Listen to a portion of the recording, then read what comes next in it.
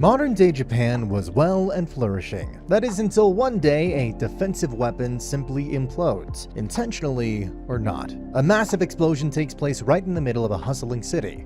But this explosion was still the beginning of the rusty winds that were going to plague the lands of Japan for years to come. The rusty winds that were let loose because of the explosion continue to eat away at everything. Naturally, one's body can also rust until they die. Now this is where things get interesting. People have a substantial misconception about the cause of these rusty winds. They blame and persecute a clan of people dubbed as the Mushroom Keepers. They simply believe that it's the spores of the mushroom that are the cause of their post-apocalyptic reality. Suffice to say, the truth is the opposite. The very thing they fear and scorn is what's needed to stop the rust. A young man named Bisco is also a mushroom guardian. He read the subtle art of not giving a fuck and started to grow mushrooms all over the country. Naturally, people think he's exasperating the situation when in reality he's just trying to prevent the further influx of the rusty winds. But the mob is stupid. A hefty bounty of 800,000 yen is placed on his head and he's dubbed as the man-eating mushroom. Now you must be wondering why the head of a nation-level supposed terrorist is only worth 800,000 yen. Well, that's because you also have to account for deflation. It's a post-apocalyptic society after all. Anyway, the story kicks off with a young man cloaked from head to toe in bandages and with a suspiciously loaded wagon. He's stopped at a prefectural border outpost. They have to do a brief security check because of course they do. Now, as this conversation is getting on with the secretary, there's a wanted poster of Akaboshi Bisco on the wall. He tells them that he's a monk on a journey to a certain city to bury all the bodies that his wagon is hiding. His documents turn out to be fabricated and the security does finally get suspicious, but he talks himself out of it. They want to see what he's hiding in the wagon, but when he tells them the dead bodies, which are also carrying diseases, they decide to let it be. The man gets the green light. Unfortunately, the security guard then notices a bow on his back and realizes that monks don't have bows. That's when they realize who this sketchy man is. It's Bisco Akaboshi, and what he's carrying in that wagon weren't dead bodies. It was just his gigantic pet crab and mentor, Jambi. Bisco shoots a mushroom which instantly grows magnanimous inside and bails with his folks. Meanwhile, in that certain city, there's a hostess club with a handful of beautiful girls who are tired of hearing stories from an old hostess.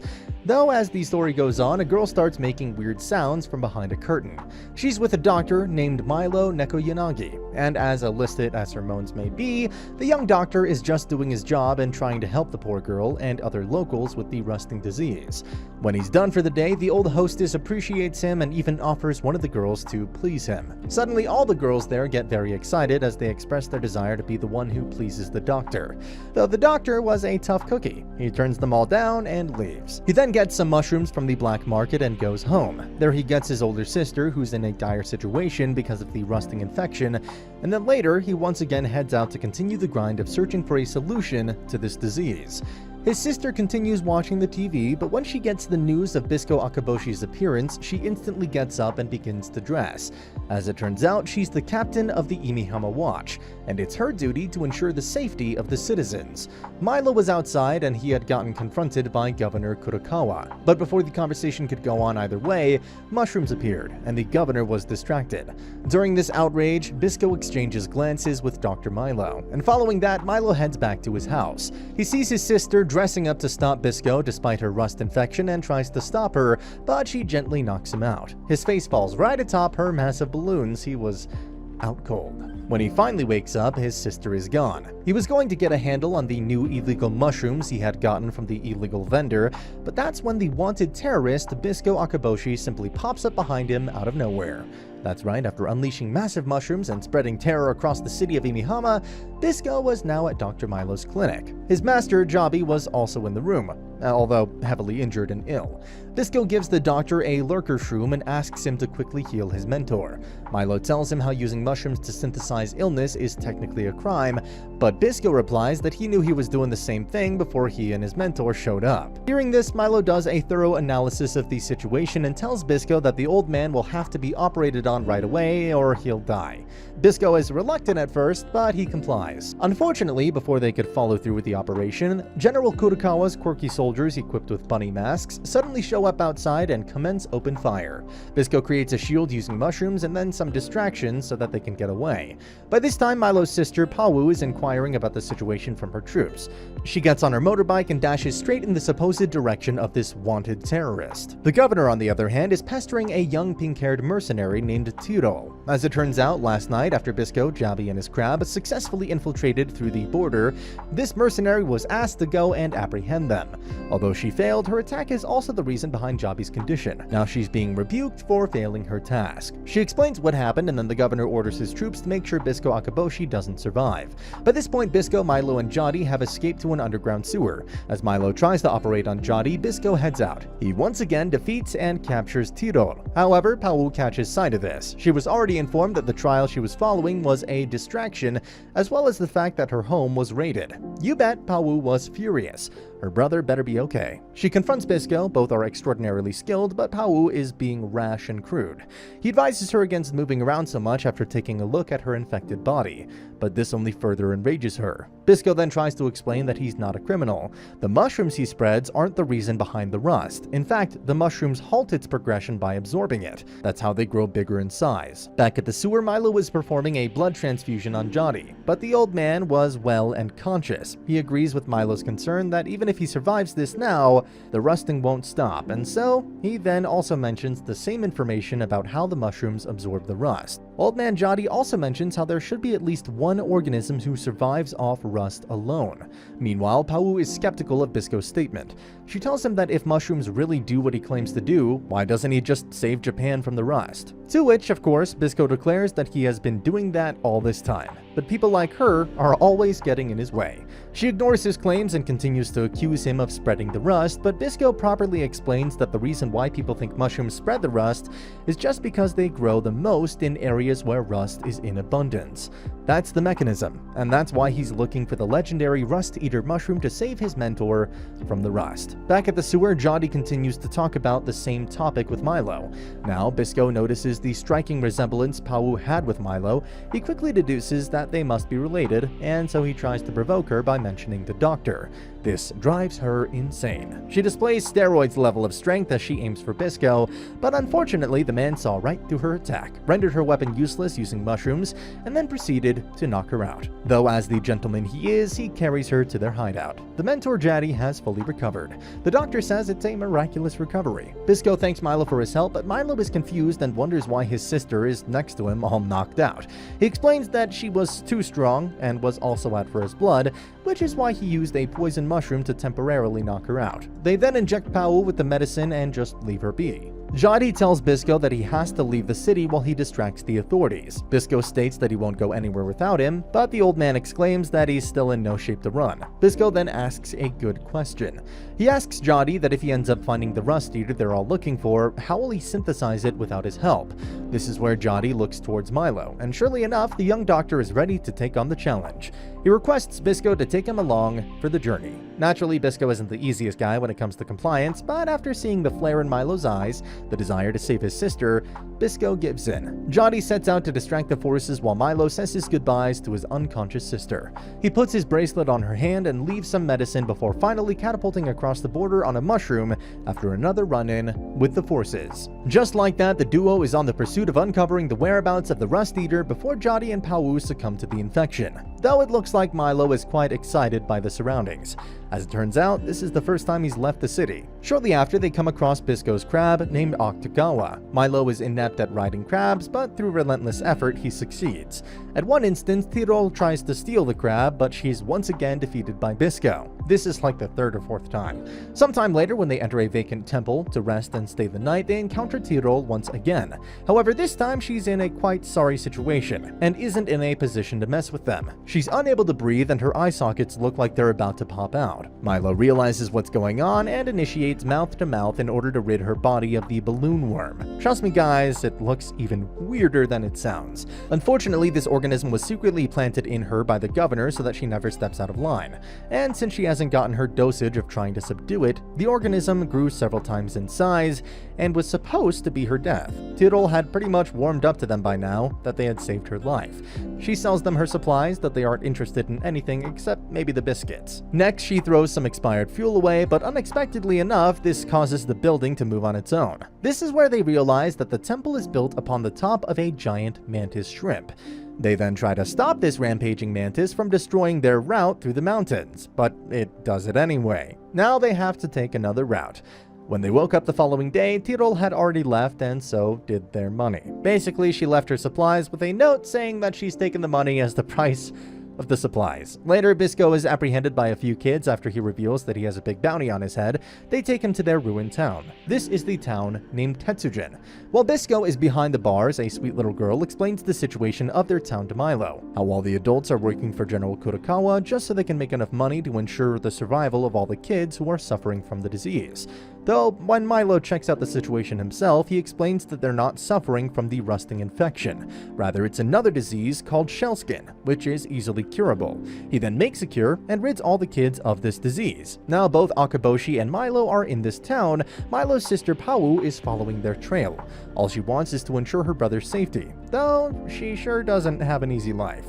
She saves an elderly couple who then turns out to be serial killers, but when they fail to take out the legendary Pau, they simply blow themselves out of existence so they can avoid the consequences of their actions. Seriously, how irresponsible can you be? Back at the town, a school of giant floating blowfishes invade the town. Bisco uses the ruckus as an opportunity to get out of his cage and smoothly stops the invasion of the blowfishes. Milo teaches that sweet girl how to make the medicine, while the leader of the kids gives Bisco the arrow-like weapon his dad gives him as a token of gratitude. Then they leave the town with smiling faces. Subsequently, back at the city of Imihama, the governor realizes that Jabi was pretending to be one of his bunnies. As for Bisco and Milo, they're traversing through a snowy wasteland where they see a familiar face. Yep, it's Tyrol, and this time she has almost frozen to death. Gosh, she just keeps failing those survival checks. The doctor does his things, and the three of them then continue traversing on the giant crab. She then helps them out with some communication with the locals, and they quickly reach the Kitsuneka station. There they come across a rail car, but it requires a yen coin to operate, a yen coin which no longer exists. Thankfully, Tyrol starts using her superb mechanical skills and helps them out with the train as well. While they're still trying to get the train to run, Milo is taking a look into a guidebook when he comes across some information about the Rust Eater. This instantly gets their attention, and they learn that this Rust Eater mushroom can be found on a giant flying pipe snake. Finally, the rail car is ready to go. Milo and Bisco get on it, they bid Tyrol farewell, and also deem her a genuine friend. Naturally, she shares the same sentiment. As they're on their way through the tunnel, they're raided by nasty oil slimes, but they take them out with the crab's help. They eventually come out of the tunnel and right at the edge of a valley. Suddenly, they witness the same giant flying snake that was talked about in the guidebook, though they seemingly have no plan whatsoever when it comes to how to deal with it. To make things more complicated, Pau is finally here on her motorbike. She was going to smack Bisco for taking her brother, but since the giant snake seemed like a more immediate threat, they tried to work together to do something about it, especially since the snake had grabbed her with its weird-looking claws. However, when they managed to free Pau, the snake ends up swallowing both Milo and Bisco. Thankfully, Bisco succeeds in killing the snake from inside its stomach. When they're done, he takes a bite of one of the mushrooms attached to its body, but realizes it's the Rust Eater they're looking for. But unexpectedly, this mushroom reacts with Bisco's Mushroom Keeper blood and gives him the ability to make a serum that can neutralize the rust. Milo rationalizes that the abilities of the Rust Eater mushroom only activate when they come in contact with this blood. The governor Kurokawa appears out of nowhere and takes the snake's body. He also makes sure to shoot Bisco with a special rust bullet. Seeing what went on, Pau finally develops a soft spot for Bisco. In fact, this absolute bombshell of a woman even calls our boy cute, and makes his face turn the same color as his hair. She gets half of the anti-rust serum they had developed and departs for Imihara. She'll use that one to cure Jabi. Even though she herself was also suffering from the disease, she lets Bisco have the other half so that he can treat the effects of that rust bullet. Though unfortunately, when she's back at her base, none of her troops are anywhere to be seen. She comes across one, but he's been turned into a zombie. Furthermore, Jabi is currently at Kurokawa's mercy, and now she was at his mercy as well. The irredeemable governor then broadcasts a video of Pau getting tortured. Milo ends up seeing the broadcast. He's devastated, but since Bisco was in no shape to go, he puts the guy to sleep and then goes back to save his sister. Once there, he confronts the governor and even attacks him with a poisoned knife. But this is where Kurokawa reveals something very interesting about himself. As it turns out, he also used to be a mushroom keeper, and so he has a strong knowledge when it comes to mushrooms. To make things simple, he was already prepared for the mushroom poison. He defeats Milo using a puppet shroom and then asks him about the secret of the Rust Eater. He also states states that the cure for the rusting infection should never get out to the public. The current situation is too profitable for him to let that happen. The situation was not looking good, which is why the protagonist arrives to save the day. But Kurokawa controls Milo's movements and makes him shoot Bisco. He then asks Milo to quickly reveal the secret of the Rust Eater or they'll both die. Milo ends up giving him the information, but it looks like Kurokawa was going to kill them anyway. Thankfully, an arrow is shot through his eyes. It's Jabi. He saves them both and also states that he's freed Pau. The situation gets pretty complicated, but Bisco and Milo escape thanks to the crab. Milo was in dire need of the medicine. Bisco injects him with some that he had gotten from his sister and then heads out. Later at the Japanese government forces Miyagi base, Jabi is taken to a special facility. This is where the governor shows him a disturbing spectacle. He states that the rust wind isn't potent enough, so they've decided to produce a stronger rust wind using the same kind of Tetsujin weapon. They're also planning on completely destroying the Rust Eater so that there's never any cure to be found. This way they can always have a monopoly on public health. The governor was trying to get Jabi involved in the scheme, though Jabi wasn't a politician.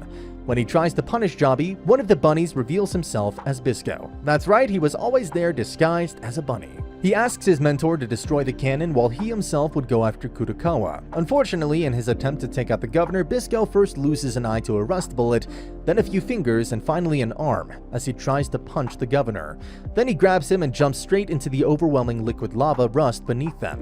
Kurokawa dies a pathetic death, but Bisco starts getting consumed by the rust. Milo arrives at the scene and screams, but the damage is already done. Bisco's life force was withering away because of the rust. He throws his bow toward Milo and asks him to take his life before he succumbs to the rust. And as sad as it was, Milo shoots his dear friend while screaming at the top of his lungs. On the outside, Jabi and Pau manage to keep the cannon from firing any potent rust.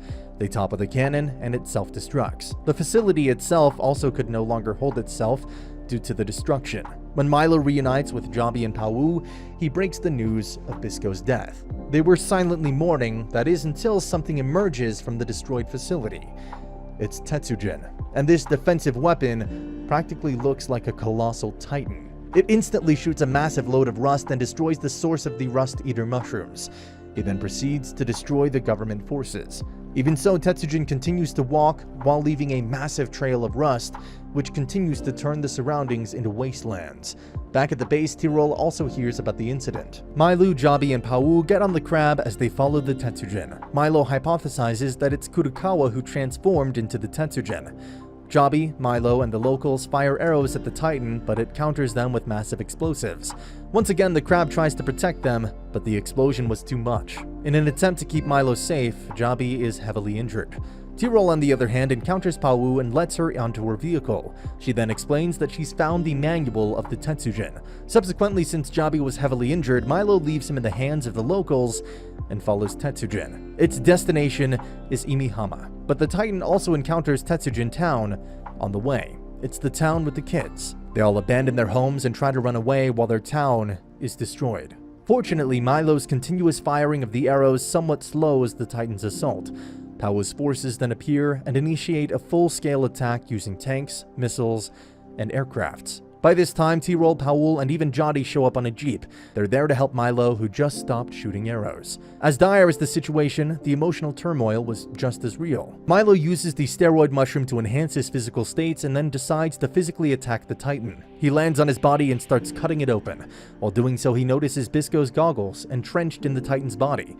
This kind of gets Milo all emotional. Through this momentary silence on his part gave Kurokawa the opportunity to grab hold of him. The Tetsujin grabs him and throws him straight into the wall. However, the Titan deems him insignificant. That is, until a certain someone emerges from within Tetsujin's body. That's right, folks, it's our boy, Akeboshi Bisco. Bisco expresses his gratitude to Milo for helping him not move on to the next world.